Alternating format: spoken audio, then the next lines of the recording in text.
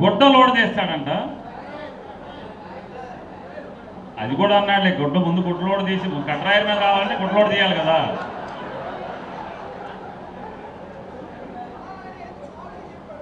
ఇంకోటి లేదు, ఇంకోటి కూడా అన్నాడు, మేము గెలిచిన తర్వాత గన్నవరం వంశీని ఉచ్చపోయిస్తాను అని చెప్పాడు. పోనీ జగన్మోహన్ రెడ్డి గారు దిగిపోయింది కాడి నుంచి, ఇప్పుడు అన్నోడు వాళ్ళ నాన్న ఎక్కిన కాడి నుంచి వంశీ పోనీ హైదరాబాద్లో ఉన్నాడు అనుకోండి, 5 నెలలు బెజవాడ జైల్లో ఉన్నాడుగా, రోజు వెళ్ళి పోయించావా జైల్లోకి వెళ్ళి? 5 నెలలు రోజుకి వెళ్ళి జైల్లోకి వెళ్ళి పోయించావా అని అడుగుతున్నా. ఎందుకు పోయించలా? మాట మీద నిలబడవా?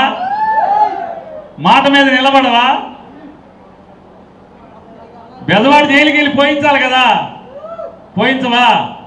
ఊరికే మైకుల ముందు పోయిస్తారా?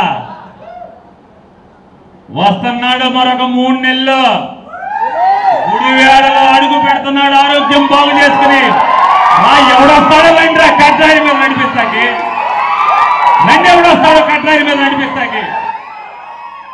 గుండె ఆపరేషన్ చేయించుకున్నాడు, అన్ని సరి చేయించుకున్నాడు, ఆరోగ్యంగా మరొక 3 నెలల్లో వస్తున్నాడు.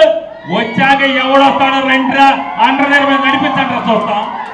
కట్రాయి మీద నడిపించండి. మీరు ఎలుకను పట్టావా, తోకన పట్టావా, దాన్ని ఈకన పట్టుకున్నావా?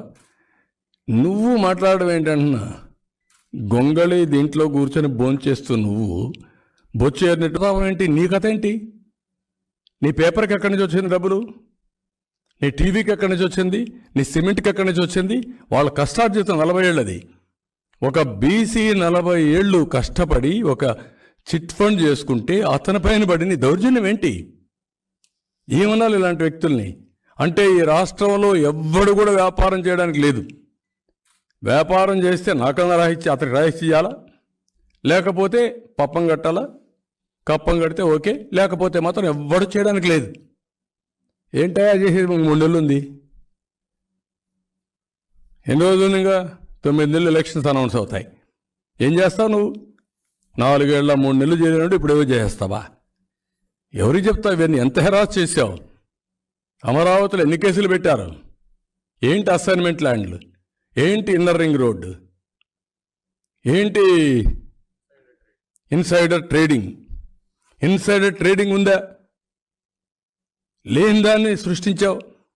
అంటే ఒక క్రిమినల్ కరుడుగట్టిన నేరస్తుడు తప్పులేయాలంటే ఏం చేస్తారో చేసి ఈరోజు మీరు చూడండి, productivity level, skill development Andhra Pradesh ఇది వీకెస్ట్.